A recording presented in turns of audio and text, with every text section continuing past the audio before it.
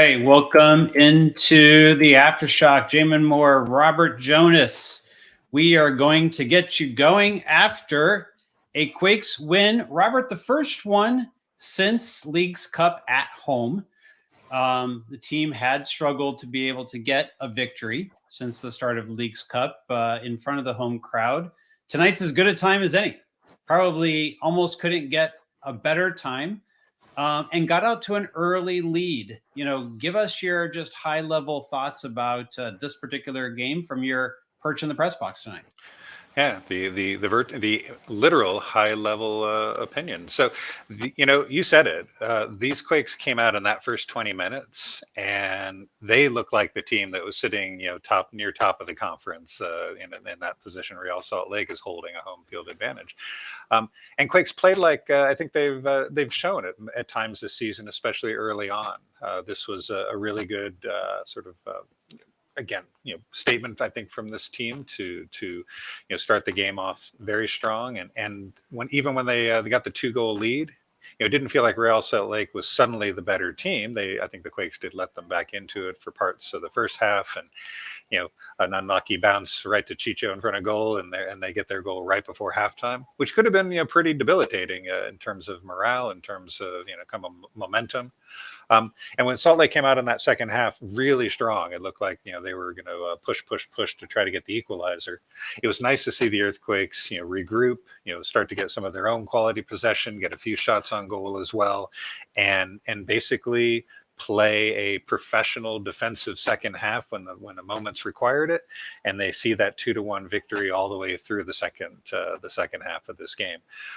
That's the kind of blueprint they're going to need to follow to not only get a few, maybe a win or two more to secure that playoff berth, but you can definitely expect that the Quakes will need to play this way if they want to make any noise at all if they do make the playoffs. Yeah, I think Jesus, got it right. I feel like the central midfield tonight doing something a bit different with Gruezo out on a suspension that he needed to serve. Just so people are aware, players cannot serve a suspension during the international break when they are called in for international duty. And we had that with Jackson Yule earlier when he had gotten a red card as well. So Gruezo, needed to serve his suspension tonight. But I liked it. I liked that the Quakes had 3 players that were able to help get out of the back tonight. And I felt that by having, Shakiris and Montero, a bit higher, that it gave them just a bit more creativity, just a little bit more bite centrally in the attack. And particularly in the first half, that seemed to really help quite a bit, particularly as RSL pressed, the Quakes were able to handle that pressure. In the first half, I think they did it well. In the second half, I thought they got a bit jumpy and just kind of let go of the ball a bit too easy, tried for a home run ball, because you're behind RSL in the standings. And if you can win by a couple in this game, I think the tiebreakers would go in the Quakes' favor, and they would have been able to move into 6. And they probably knew a 2-goal win was the best outcome here. And so they pressed, I thought, a little bit too hard in the second half and just gave up the ball too easy. And that made it look like RSL controlled the half, because RSL was happy to hold on to the ball and try for their stuff. But the Quakes seemed like they were just letting the ball go, and instead of trusting that really quality central midfield that could hold on to the ball a bit. What did you see tactically from up high in terms of those 3 central midfielders and how they fit into this game compared to what they would usually look like with Gruezo? Yeah, it's interesting you mentioned that, especially about Nico, because from the press box and even at halftime, running into a few of the the folks more in charge around here, there were a lot of big smiles when Shakiris' name came up. They really thought he had a fantastic first half. Your meeting is starting. He definitely in the beginning of that first half, he and Jackson were playing higher up, he and Miro were playing higher up, Jackson playing a little farther back. I saw it a little more as Nico's drifting back a little bit more, especially after the second goal. There seemed to be a bit more balance in his game, almost almost playing side by side with Jackson at times, and leaving Miro up top as almost the point of that midfield. And especially in stretches in the second half, it seemed to be going that way as well.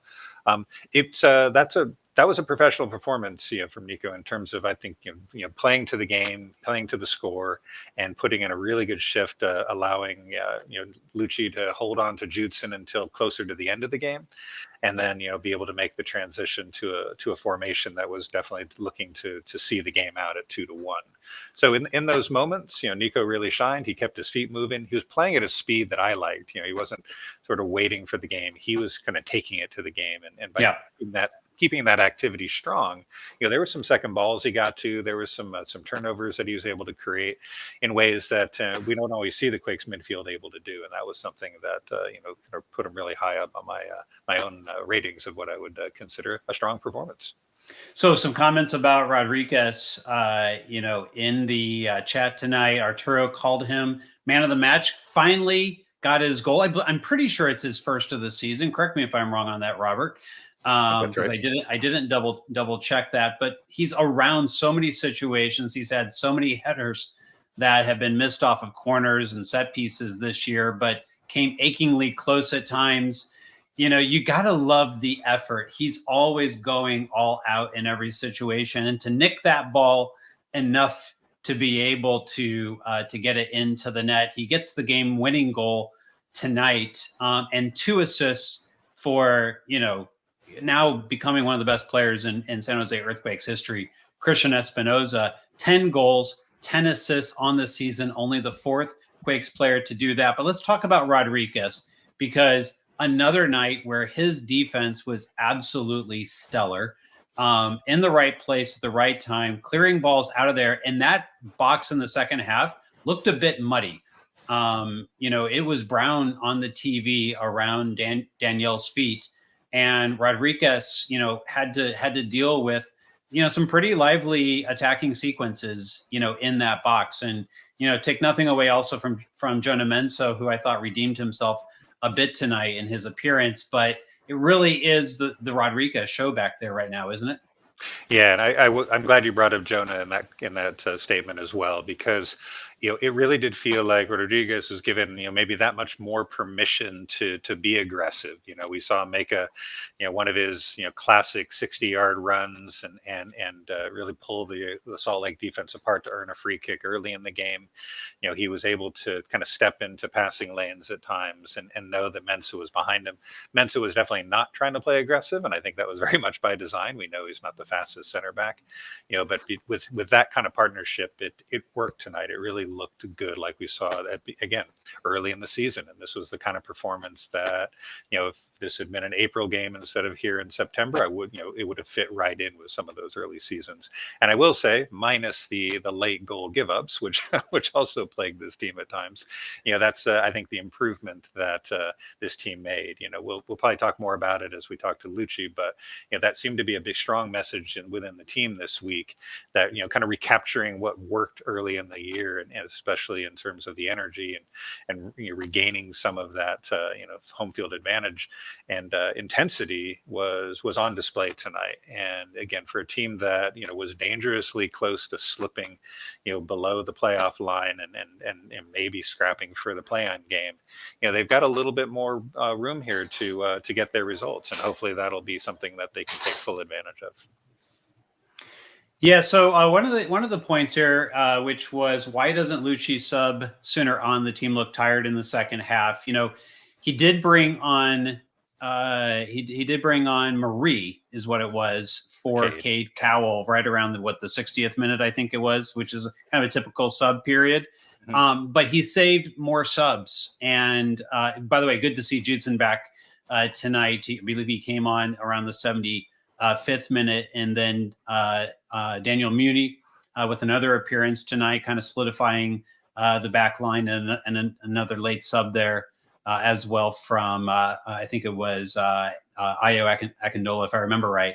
Yeah. But did you feel that Luchi held on to the subs too long? Did you feel that the Quakes were lagging a bit, or given what was available tonight, did you feel that what was on the field was strong enough to hold on. I personally would have liked to see Muni come on a bit earlier. Yeah, I do too, and I wrote a couple of notes here that there was the play where Danielle makes a perfect save, or not a perfect save, but a fingertip save. Rodriguez is able to get a head on it, and Jackson finally clears it. That happened right around sub time. By the 74th minute, I think tired legs sort of finally proved themselves. Chicho Arango had an excellent cross across the box, and his teammate headed the ball wide. And he didn't have quite Danielle looked like he might be able to cover a shot, but a good header may have equalized the point at that time. And that's when Juicen was getting his instructions. I think, a player coming off a knee surgery, these are his first MLS minutes since that surgery at the beginning of August. You're not going to want to put him in too early and risk any issues. But he put in that really strong 20-minute shift if you count the stoppage time, and I think that's exactly what Luchi would want. In our midweek press conference, he mentioned Juicen was making progress. Didn't say he was 100% necessarily, but getting that much out of him in a situation where you needed a defensive stopper, you needed someone in the midfield to clog things up. That's I imagine a lot of what went into the timing tonight. I will say that I was a bit surprised not to see Muni come in a bit earlier and go to the three center backs that we've seen the team use to to close out games. That seemed like you might have been holding on to that card a little too long. But hindsight's 2020. I suppose it worked tonight, and I don't know if I want to see that every game. I did almost point a message out that the Quakes had only made 2 subs, as those 2 I saw were finally getting ready to come into the game. That would have been pretty tough on this team. They looked like tired legs as they got in to that 85th, 89th minute. So at least the subs did what they needed to do. Muni made a good deflection on a cross into the box in stoppage time, and RSL really didn't have any effective shots on goal, or their XG was pretty low after Judson came on the field, and the team settled into that defensive formation. Matt Doyle from MLSsoccer.com, talked about the Quakes in his column this week with a comment from a chat he had with Colin Etnier about Danielle.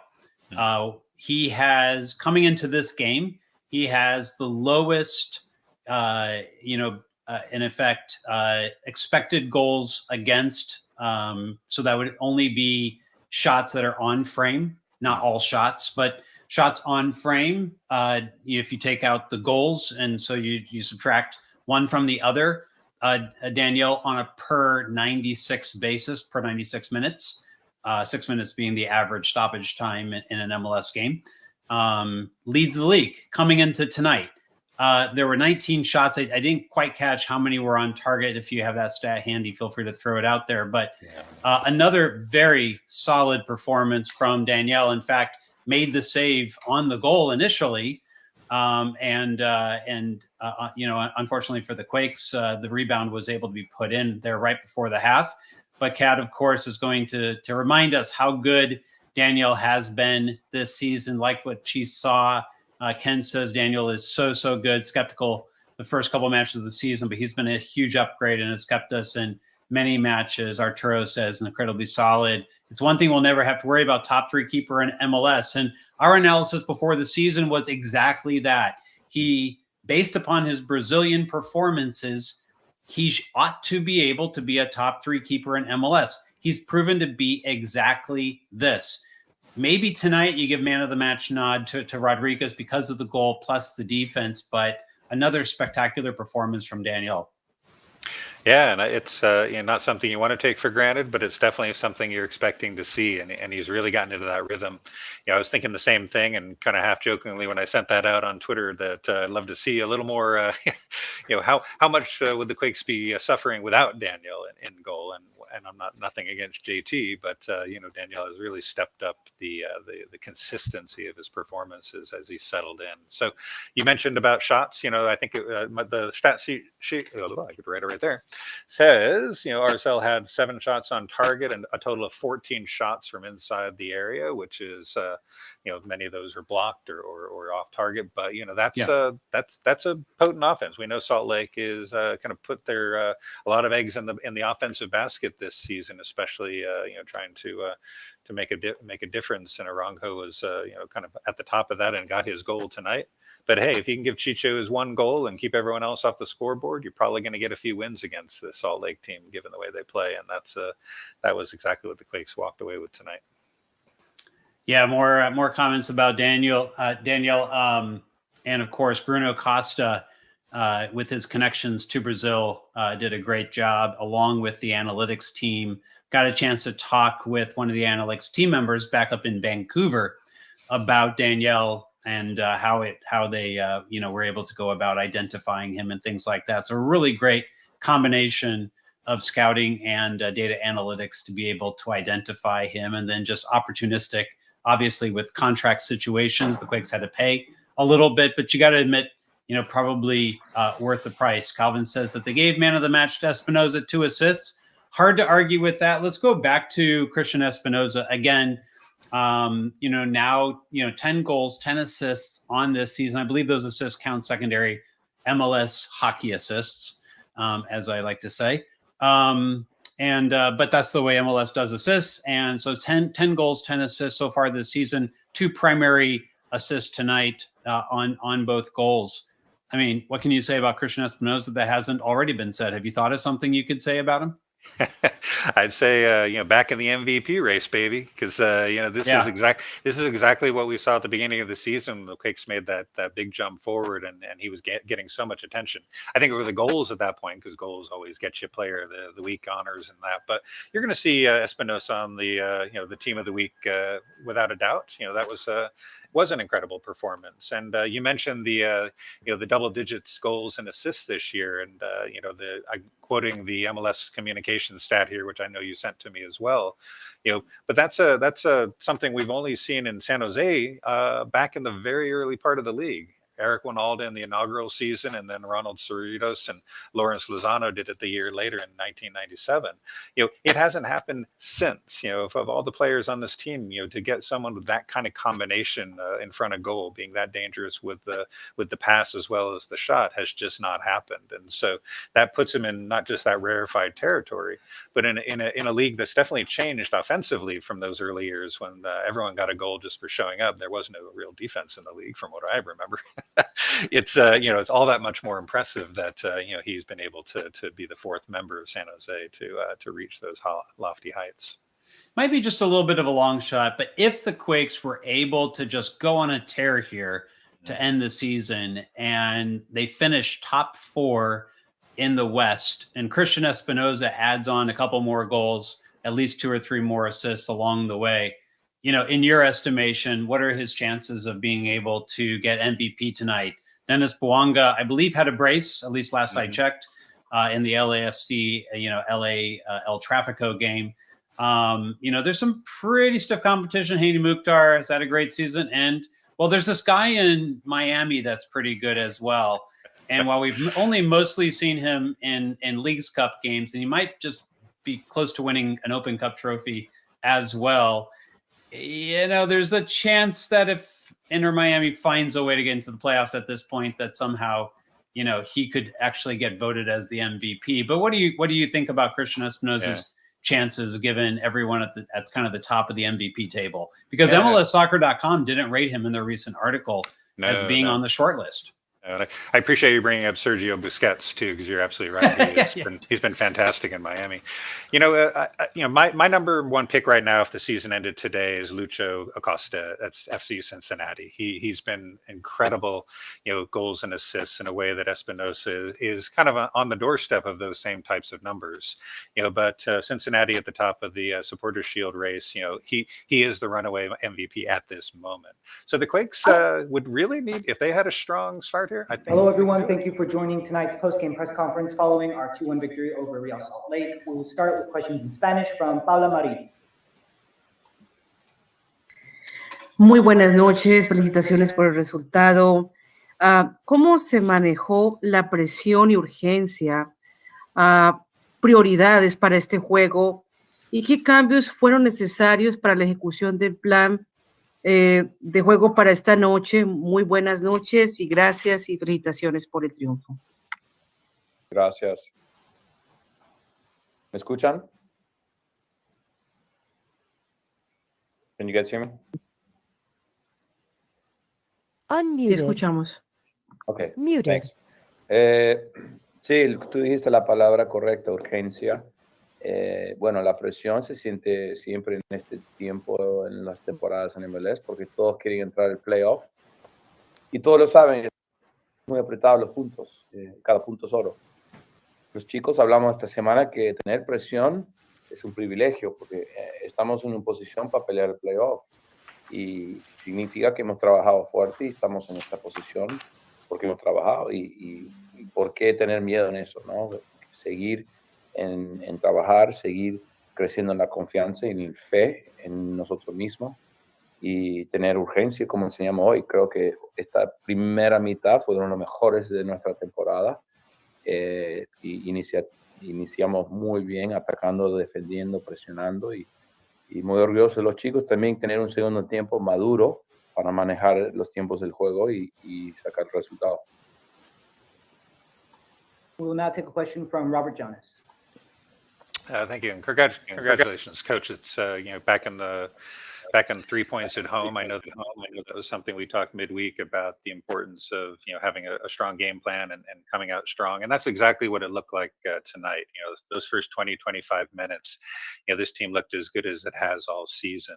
And I think also very importantly, you finish strong. A 1-goal lead against a team like Real Salt Lake. The defense and the formation set up nicely. I was hoping you can kind of take us through those game states in terms of how you saw it and how you felt your players reacted to the moments tonight.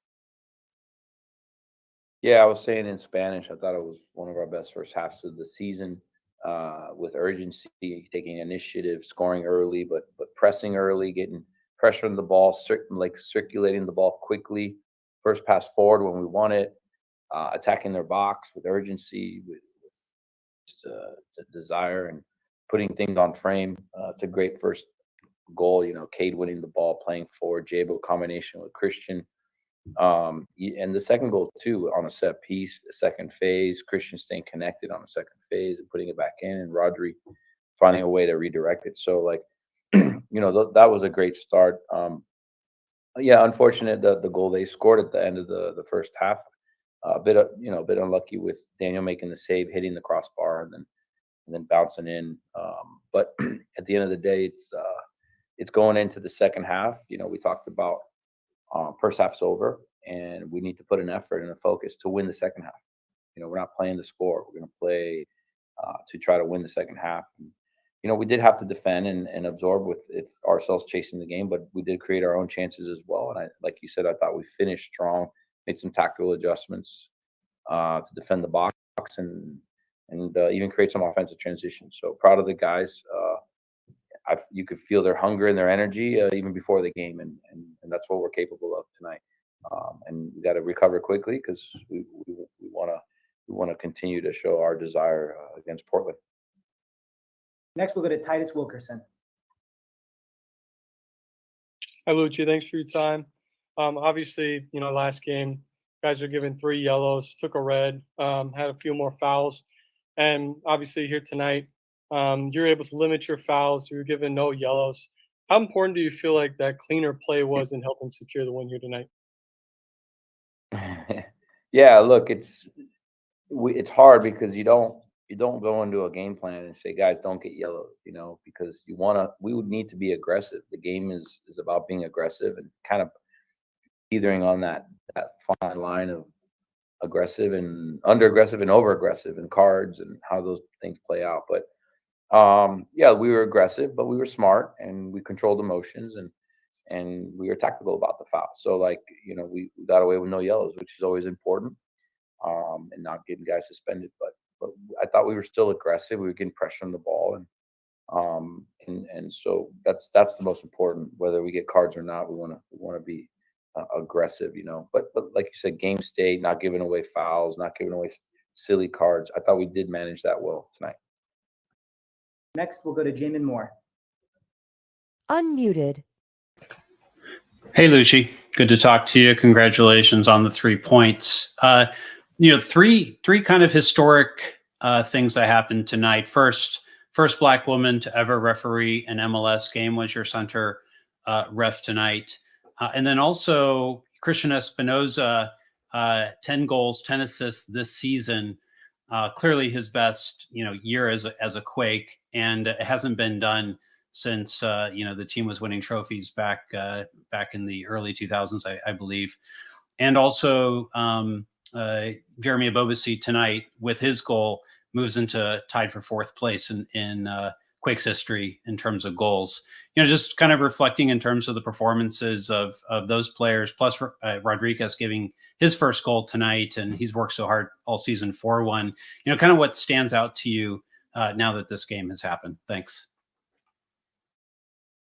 Yeah, I mean, those Muted. are pretty cool hallmarks to experience tonight, like you mentioned, and those aren't the main focus. It's about how can we collectively put a performance to as a group to win and compete and win, right? But then those things can happen are a product of our intensity we played with, our collectiveness, our attacking creativity. So congrats to the guys and those hallmarks that you mentioned, and let's keep having desire for more. Let's get Jabo believing to get the third most goals. Let's get Christian continuing to get double digits and increase that, and so it's all product of the guys working together and believing. And the most important thing, I mean, those are things that are certainly things you want to grab and accumulate, but the most important thing is keep staying focused on earning points to make playoffs, and that is, and I felt we showed that desire tonight, that we care about that, and we want to take take the pressure of all these teams competing so closely for the points for playoffs, but show that it's a privilege. We worked hard to earn being in the position to fight for playoffs, and we want to treat that as a privilege and take advantage of it rather than it overwhelming us or showing that it's oh no pressure time. Like it's we want to embrace it, have fun with that, enjoy it, because we've earned to be in this spot. Now let's do our best to take it to the next step. We'll close with the final question from Ivan. Good evening, Luchi. Today we saw peak attacking Rodriguez, not just with the goal, but with the run that he made prior where he was brought down in the RSL half. How do you manage Rodriguez's abilities going forward along with his usual responsibilities defensively? Yeah, that's a good one. Look, he's had a few of those this season where he wins the ball and he drives it forward. He's a very athletic player. He's actually quite creative. When we do small-sided games, he scores quite a few goals in that similar way of driving it forward and finishing or combining. So, the team's done a good job of adapting to him. Like as the season's gone on, when he does those, the team does a good job of one of the midfielders stays back or a fullback just to keep organization in shape so we can have positions while we attack. And but no, we embrace it. It's all good, and yes, his best position is defending the back line and defending the box and building out of the back. But when he does that, maybe we didn't know how to react to that or organize ourselves early in the season, but I feel like we've got a good balance of adapting to that now. Thank you, everyone. We will be back with a Earthquakes player momentarily. Good night, y'all.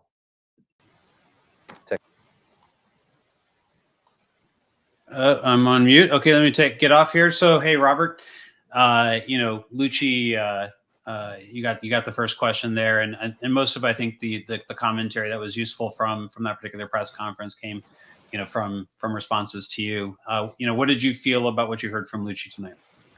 Yeah, it dovetails, like I said, very nicely with how he described, his goals this week with the team. We had a chance to talk to Jackson Ewell this week as well, and when I asked him about what the players were talking about in terms of their response, the point in DC was good. You want to get points on the road whenever you can, but the previous homestand was disappointing. And when Tommy Thompson let us know after the LA game that he felt LA was hungrier in there, that stood out. Luchi talked about wanting his team to be hungry for 90 minutes and not show just spells of good play, and he mentioned that multiple times. I think he was careful not to use the word hungry until the very end of his answer, but urgency and being aggressive in the right moments and making the transitions when we're necessary. All of that is player intuition and player talent, but it's also how the coaching staff sets up the players. And I think together that team effort came through. And so, the talk of the week, became the walk on the weekend. And that's exactly what you want to see your team do if you're the coach, and the players being able to sort of build that momentum. That seems very important. I think it is. You can kind of learn a lot from games like this, the way they responded, and be able to look at the standings and see yourself a little higher than you were when the night began, and believe you can keep doing that. Actually, Jamon, to your question, I thought that was a kind of a good answer as well. Players probably don't sit on their laurels that much in the middle of the season. They probably are going to get it all the way to the end and then maybe think about it. But why can't Espinosa keep that going? If he gets on a roll in these last 5 games, 10-10 becomes 12-12, or who knows what the ceiling will be for him. So there's going to be a lot of positives after a big win like this, to be able to catch up to Salt Lake on points. But I think it also kind of clearly, means that they know there's more to do. And with a game on Wednesday in Portland, with a game next Saturday back here at PayPal Park, that's got to be kind of next on the plan. And so when you coach a team for one game, you always sort of look ahead, even though you don't want your players looking ahead. And I think that seemed to come out in what I was hearing from him tonight, that they were already kind of looking at that Portland game, and they're going to be making any small adjustments they need to with players coming back. That was going to be my follow-up question, which we didn't have a chance to ask, but that's something I'm sure Luchi's already thinking about. Yeah, and the Quakes play midweek in Portland. That's going to be a tough one for me to make all the way from up here, just because they put it into a midweek. Maybe we'll be there. We'll have to see how that goes.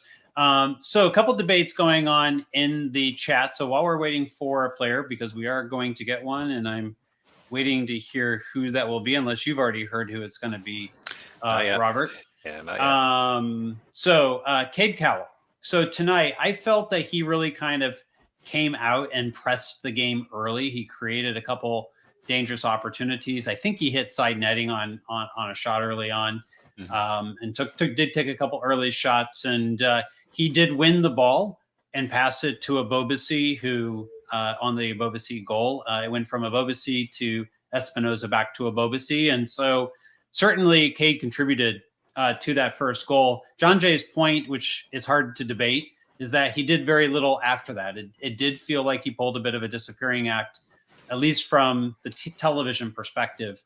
After that, did you notice anything more than that? What is your feelings about Cade Cowell's performance tonight? Yeah, there was one moment in my notebook I wrote about. There was an interplay between he and Nico that just didn't work, and Shakiris just looked kind of frustrated because of the way the pass was working, just didn't happen, and Cade just sort of didn't make much of an acknowledgement to it, but he also didn't seem to respond very strongly either. There was one play later in his time on the field where he did have a nice drive down the middle of the field and didn't try to take everybody on before passing off over to Christian Espinosa. There wasn't much that kind of materialized in that offensive effort, but it was an important drive forward at a time when Salt Lake did seem to be having a lot more enjoyment in the Quakes half of the field. But very few. I don't have a lot of Cade Cowell marks on my sheet here, other than a couple in the first half. And I commented in the press box that maybe we're seeing the new next best thing, and Nico kind of overtake the previous next best thing in Cade Cowell in terms of effectiveness on the field. And I don't think the Quakes will be bad off for having a strong Nico, but Cade coming out of a national team camp where sometimes that gives players a boost. There wasn't anything that materialized tonight from that experience that he had. Just heard from PR that they are hoping to get Nico, but they're still working on that. So let's get into the Nico chat, because there are some comments here. People liked what they saw from Nico tonight, and he does seem to be finally getting more comfortable now that he's gotten some more appearances under his belt. I thought his earlier starts this season were a bit rough, coming back off of injury, and then going and playing in the U17 World Cup, and then or U20 World Cup. So Nico and Miro are very similar. That's why they work as dual eights. If one can't create chances, the other will. Jackson won't do that. He's a deep lying playmaker and needs to sit back and hit the long ball. So I think there's two elements, to this particular debate that's been going on in the chat. And I think both of them are interesting ideas. So let's start with the Nico one. Nico Shakiris, at this point, do you think that we need to see more of him and less of Jamiro Montero? Do you see them as interchangeable parts quite yet, that you would feel comfortable with Nico getting some starts, assuming that you've got defensively Jackson Yueill and Gruezo there to be able to kind of support him, because he's not going to give you what Montero gives you in terms of tracking back and winning balls? Yeah, talking to a few folks who have a lot more clout around here than I do, made it seemed to make it very clear that when you have Gruezo healthy, Jackson healthy, and Miro healthy, those are your three starting midfielders. What I did hear was, and I can see this point, that Nico is showed tonight that he can be counted on when he's needed on the field. And so whether you want to make a decision to start him, or that you can feel comfortable bringing him in as an earlier sub, you don't have to wait until the 75th, the 80th minute, but maybe you bring him in as that 60, 65 minute sub. He showed tonight that, he can handle that role, whether it be replacing Miro, whether it be sort of bringing a second attacking midfielder in. So someone like a Gruezo can sort of be the cleanup man for the duo of them. That's I think where you're probably going to see a little more of the Nico Shakiris role in these next few games. But if somebody goes down or somebody gets suspended or otherwise, tonight was a really strong point to make that Nico can be that replacement. So I'm not sure he's going to crack the top three midfield just yet for this team, but I certainly wouldn't feel uncomfortable if he had to start. Yeah, and I think I think someone mentioned Jack Skane earlier tonight. Yeah. With the performances we had seen from Jack, you could also see him battling for some of that time as well. It'll be quite interesting when he's healthy. He was listed as out tonight, and we don't quite know when he's going to be back. Luchi last week had said he was hopeful for this week. My guess is if he's out, at best, he's questionable for Wednesday and more likely for the weekend. But high ankle sprains, can be troubling things at times. People definitely he may not be. Nico provides energy, positive energy toward goal. I thought he was one of the reasons that the Quakes looked more progressive tonight. Like I said, in the second half, too progressive, didn't hold the ball enough. But what I did like in the first half was it felt like they held the ball enough, attracted with it, and when the opportunity was there, they broke lines and played forward. And often Nico was either making that pass or he was on the end of that pass. And I think both of those are very positive things. Archie says that he'd like to see some more Nico, and No says, I'm hoping Nico can take the starting job by next year. Arturo says, if we can find a way to play Nico with Jack, wow. So yeah, people impressed with Nico's opportunities tonight. I think Nico Shakiris and Jack Skane would be quite an interesting duo, but what you're not going to see probably is Jackson Yueill being the captain of this team, right, taking a seat. I think someone suggested maybe he and Gruezo be competing for the sixth. That's not really going to happen. No. But for you, Robert, there's a debate that was going on in the Slack tonight, and you're not in the Slack, but for you, Jackson Yueill's best position, a deep lying playmaking six, or do you like him better as kind of a connector 8 for what he does bring as a connector, playing a little bit higher up the pitch? Which do you think is his best position in your opinion? Yeah, I do like him a bit higher up. I've always seen his game modeled after kind of vintage Michael Bradley, with the ability to stay deep when he needs to, but not being afraid to step into into confrontation and breaking lines with passes, not just the long ball, not just the cross-field ball, but actually meaningful passes moving forward.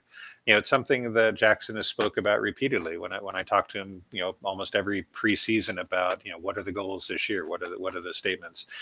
It's always an incremental move forward in that kind of facet of his game.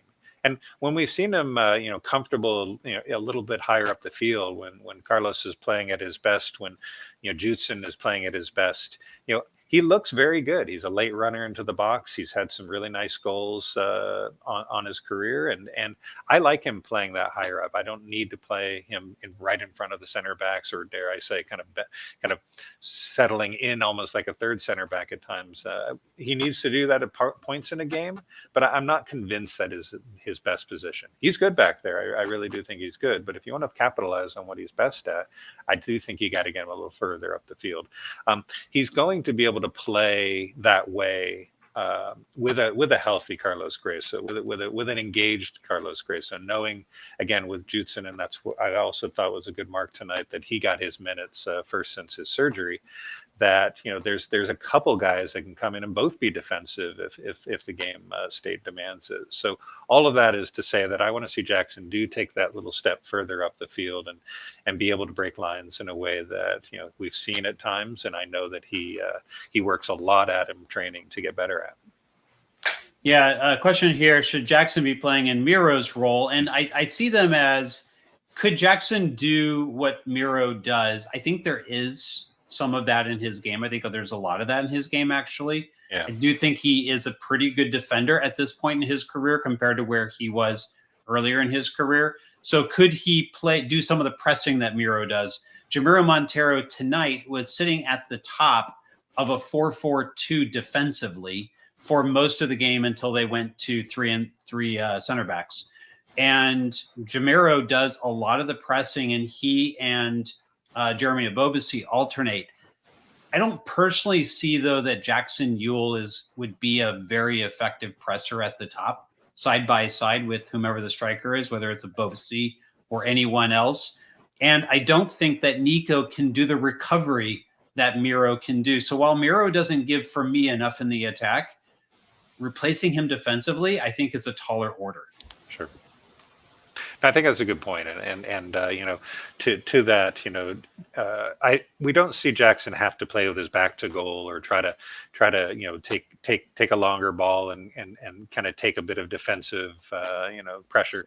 Miro does that, and Miro does that well enough up the field and in the defensive half as well. Something Jackson does much better is receive the ball, turn with the ball, kind of make defenders kind of look like they're chasing ghosts at times.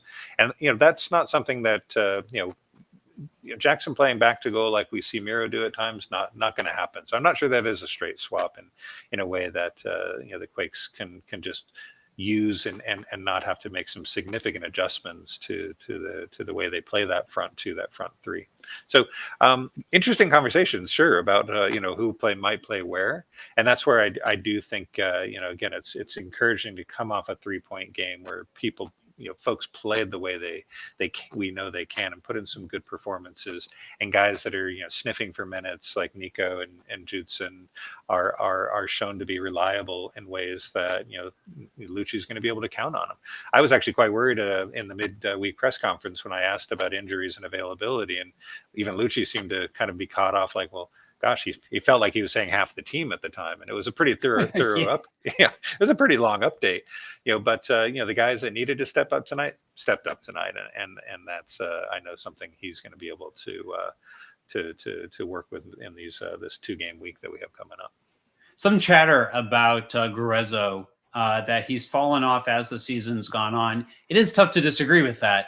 But one of the things that I think everyone should probably consider is that he was having a Bundesliga season, now came over and has played, almost an entire MLS season, might have to play playoffs. That's a whole year without the time off that most players would get.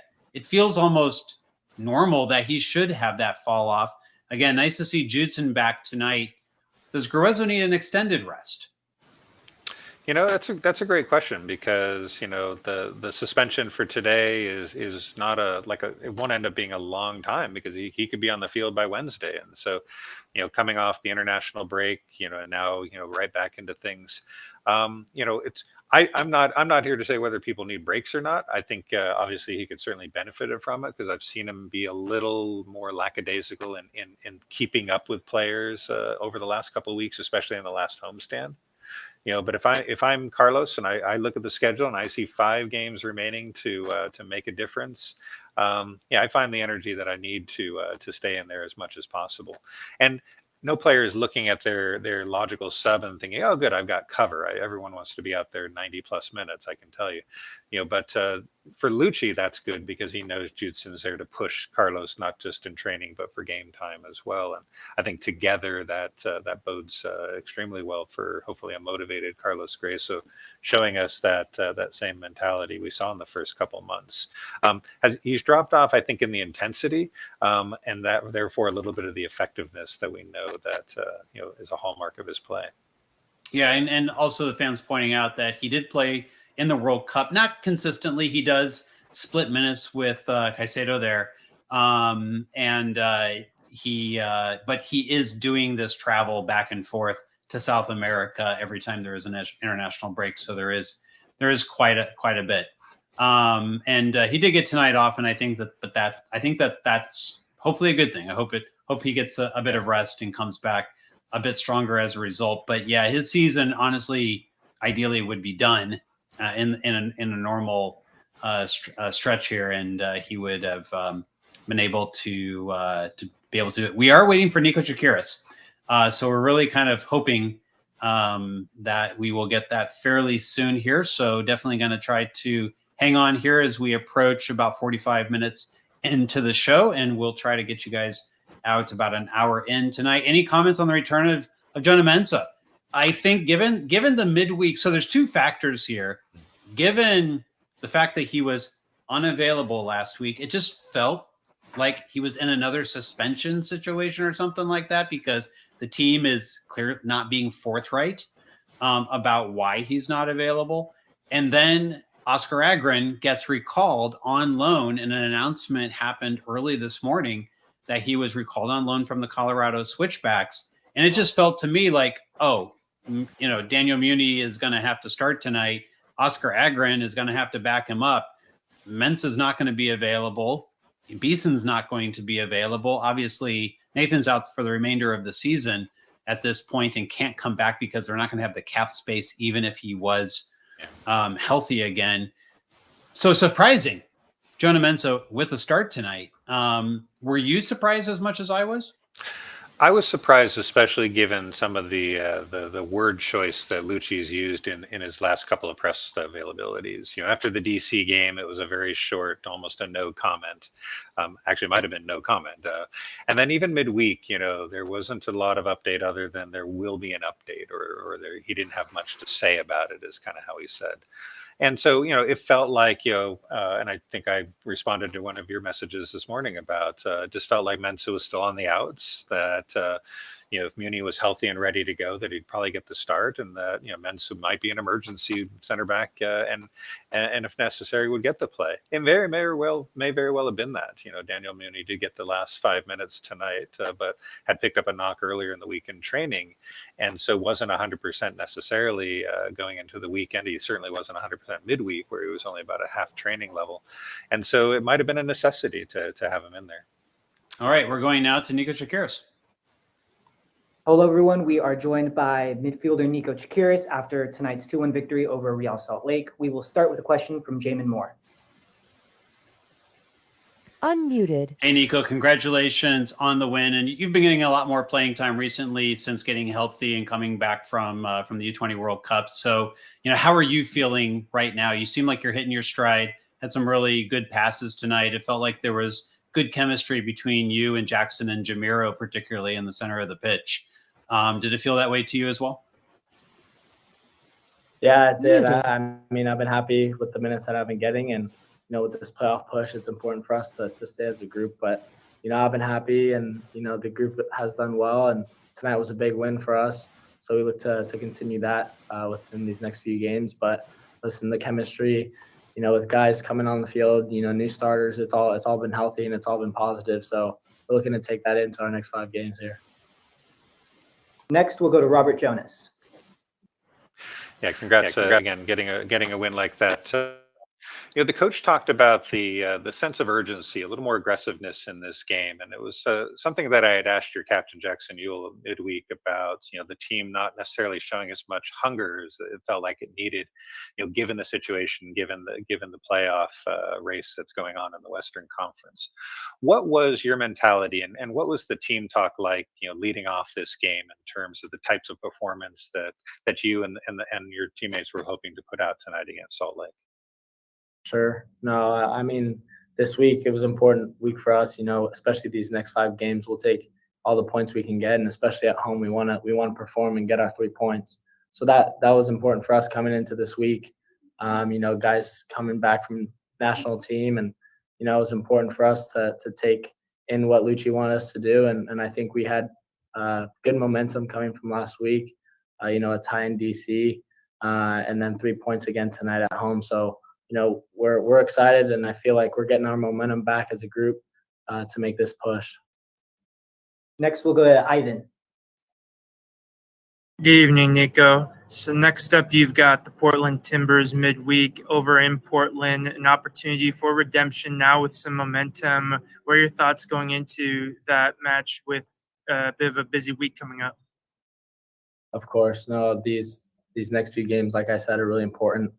And us not having gotten any points in Portland, it's a big week for us, and a midweek game, and then Nashville the following. But we're excited, we're ready to go, and like I said before, I feel like we're finding our rhythm again, which is important coming into these next 5 games. And we have Portland next, and we hope to continue that run. We'll take a follow-up from Jamon Moore.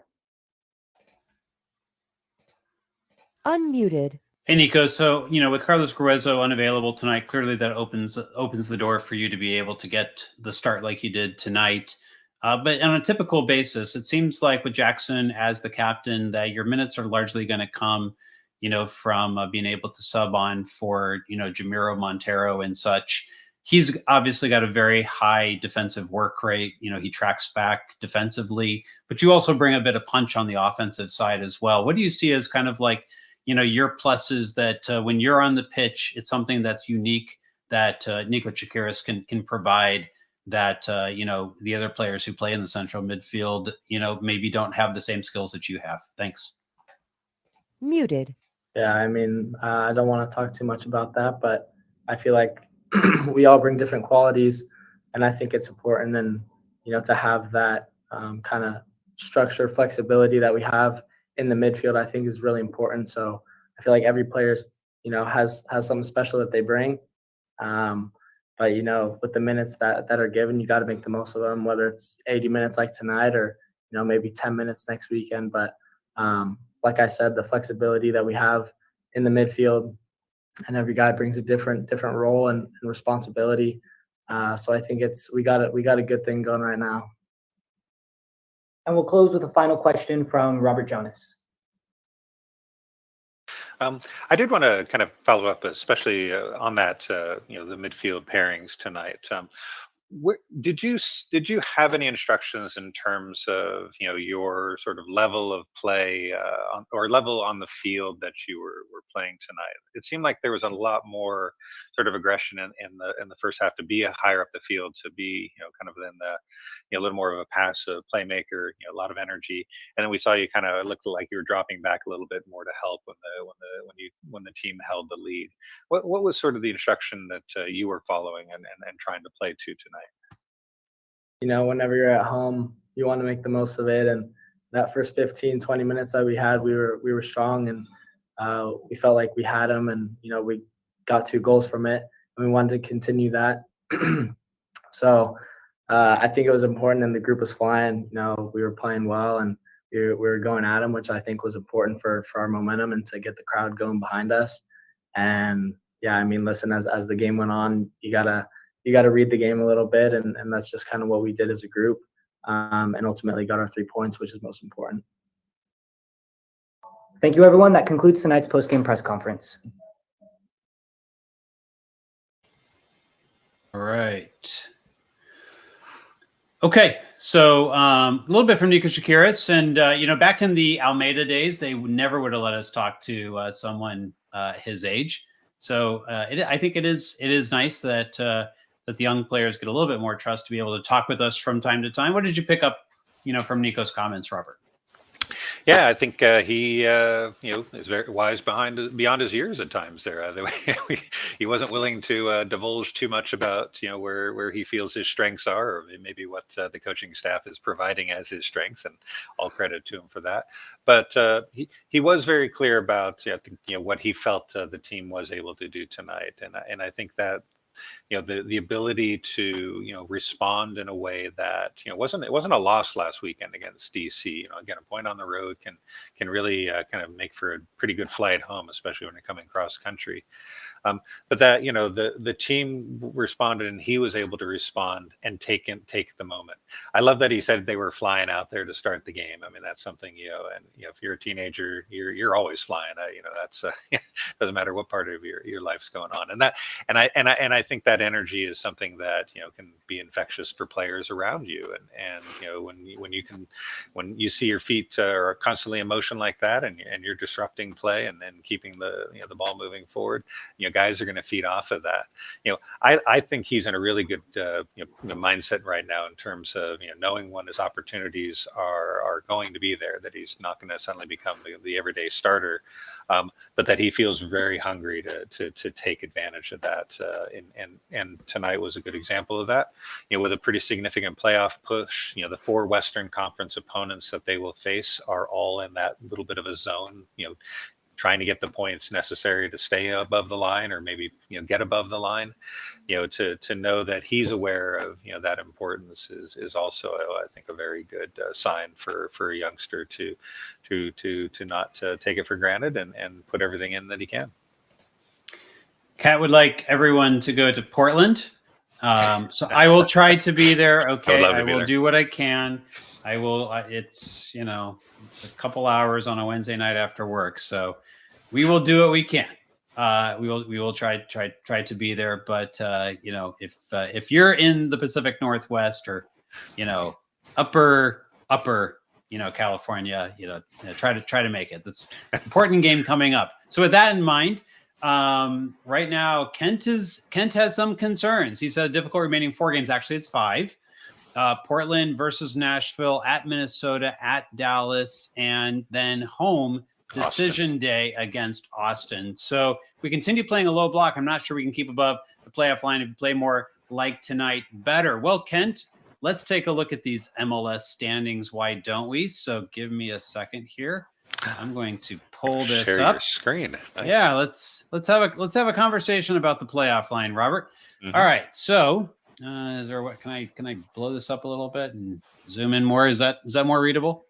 Yeah, a little bit more readable. Okay, great. So the Quakes right now. So look at the playoff line right now. Sporting Kansas City on the edge with 35 points. So our model has predicted that the playoff line is most likely going to be 43 or 44. It's quite possible that it could extend to 45 if this area of the table starts picking up more points than they have throughout the season to date at a faster rate. If we start seeing more wins out of like 4 through 10 or something like that, it could go to 45 points. Unlikely, but more likely to be 43 or 44 points. And so Sporting Kansas City, just to get to, let's say, 44 points, needs 9 more points. The Quakes, as we said before, need a couple wins and maybe a couple draws, and they got the draw last week against DC United. A win tonight, 1 more win, 1 more draw would get them to 44 points. Robert, they're sitting 7th right now. If you would have said, hey, 5 games left on the table, sitting 7th, 9 playoff places before the season started, what would you think about the San Jose Earthquakes if you knew that they were going to sit in the 7th position with 5 games to play and had a couple home games in hand? Yeah, I would have said the Luchi experiment will seem to be on track, and this will be exactly what you'd want out of the first year with him really in charge of the proceedings. With what we've seen the team being able to do, and knowing that a core of this group, we're playing almost playoff level soccer for a spell last year. I think this is pretty reasonable to see where they are right now. And I think they're also in a pretty good position. Whereas we were thinking maybe if things continue to break their way, they could maybe host that playoff round, that first playoff round. That's still in striking distance. In fact, you've got a 2-for-1 opportunity on Wednesday to essentially end Portland's season if you can get a win on the road, and which is, I'm not sure Quakes have ever won in Portland that I can remember, but there you go. That's something to if that doesn't drive the urgency or the hunger, then I don't know what would. But that is a position that I would have taken. I'll just say it that way. Given the first year of Luchi in charge, this is about where you would want to see the results show that he had a firm grasp on this team, this organization, and that maybe even sunnier days were ahead. So Nashville at home. Normally you would look at Nashville and go like, oh man, Nashville at home.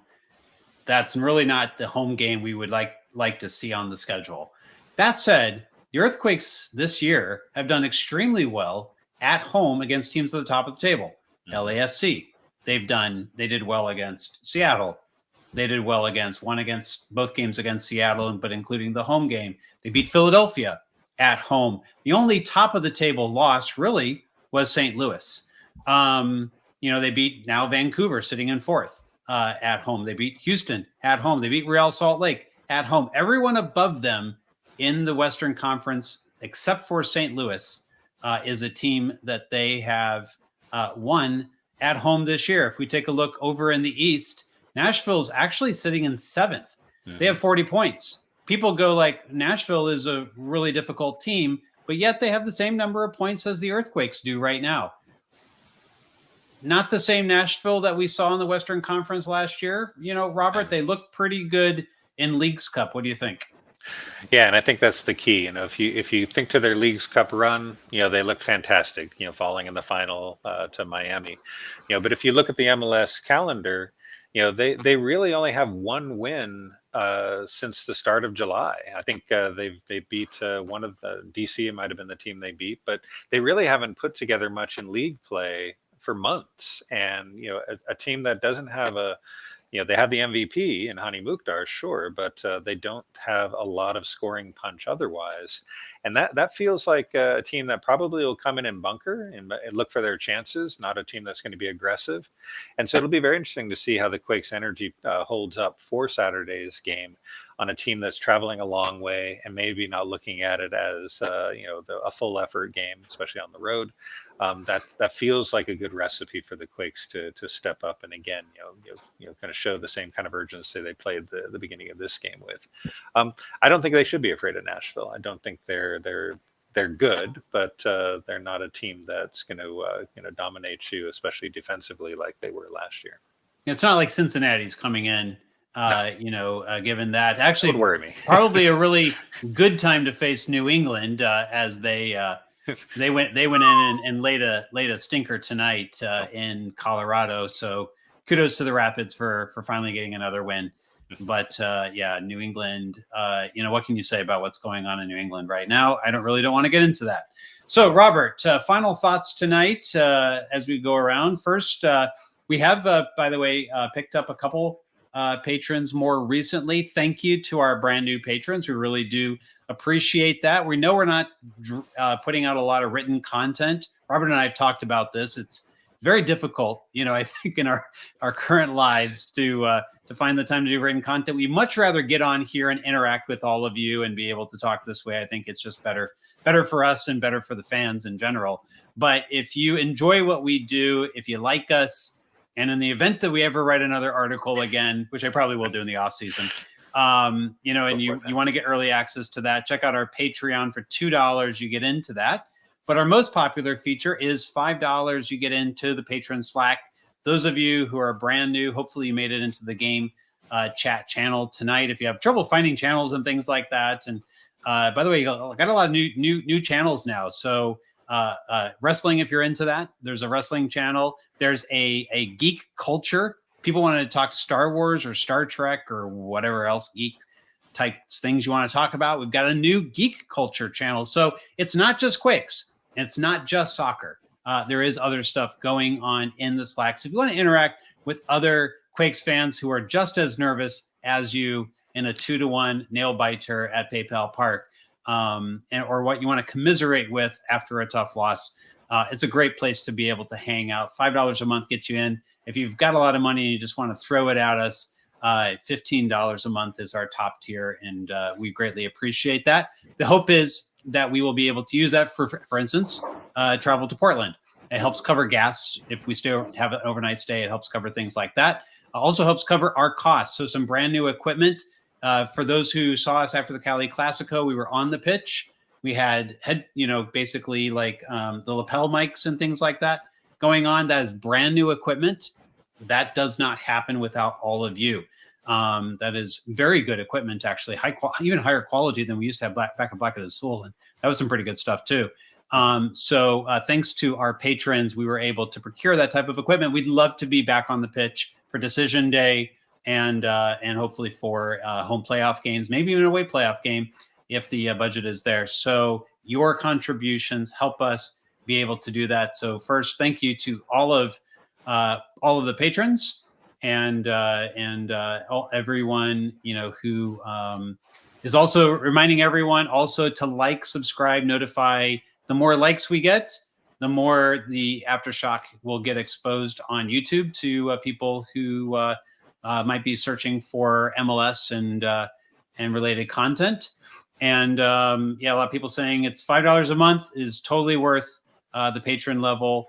And also, too, we need to get your subscriptions. If you do not subscribe, our ask is go subscribe with every single YouTube account you have. I have like 3 of them myself. I subscribe on all of them. Why? Because when we get to 1,000, you get some new cool stuff that you will be able to use. So we try to bring a very high level of discussion. That's not just us, by the way. That is actually you.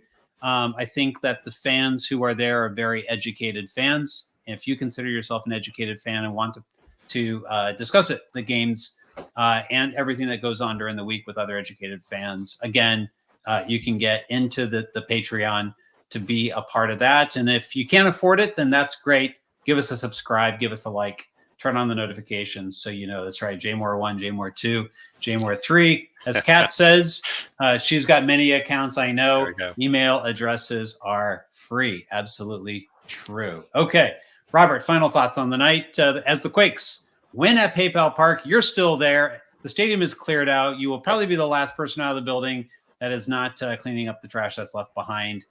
Give us your final thoughts on the win tonight. Absolutely.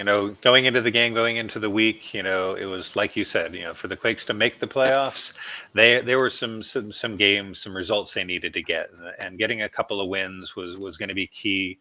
Whoever those wins came against, being able to do it at home against Salt Lake, a team that was sitting above them in the playoffs, probably feeling pretty comfortable just a few weeks ago. I think is a huge momentum swing, and Nico talked about that, knowing that they beat a team that a lot of folks were pegging as a sort of a dark horse to be strong in the West. Maybe it's those Earthquakes now that can be that dark horse, and I'll say it again: if they can make the miracle happen in Portland and basically accomplish 2 things: one, probably giving them the points that gives them a playoff spot, and number 2, finally ending Portland's season for good. That's going to make for a great week, and they can do whatever they want against Nashville at that point. But I'll be here to enjoy that one, and hopefully everyone will be here as well. All right. And more people talking about making sure that you get into the Slack so you can hear their rants, all the rants during the yes. game. That is why you want to be there, is to hear Jesus' rants. So, for me, again, I'm looking for at least 2 wins, which is what I've been saying. I think the 2 wins, maybe also a draw, is likely to get them into the playoffs. Feels very good at this point. We'll have to see how tonight's results. A lot of draws, by the way. That day basically takes points out of the pool. That means the playoff line is more likely now to be a 43-44. Coming into the night, you might have been a 45, but now those points are gone. And so one more win would put the Quakes in good position.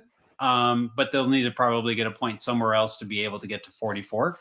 I think 2 wins, hold on to 7th, make sure you get a couple, make sure you get at least the one good home playoff game. So we have, hopefully at least 3 playoff games from the Quakes this year, which would be the most in quite some time, Robert, if they're able to do that. So they can. That's right. So let's make 7. Seven is the new goal. No play-in game chance. That's right. Roll the dice here. That's right. No play-in game. We don't want to be on decision day. We want it to be about which playoff position. There we go. Not about there being a playoff position. I think that's the right approach here. Arturo says, I think we're taking 3 points this week. 2 opportunities. Portland on Wednesday. Nashville on, is it a Saturday game? Probably a Saturday game. So, so Nashville on Saturday. So, of course, we will be here with the Aftershock, whether I can make it to Portland or not. There will be a show for you midweek. So, looking forward to that. Alex Morgan tonight on assignment, as we like to say. I believe he will be back midweek for the Aftershock, but I guess I got to check. I guess I got to text Alex and see if he will be back. But he has been doing some travel, some last gasp summer travel for Alex. And so we wish him well and hope he's gotten a nice little break. Robert, anything else to add before we close the show for the night?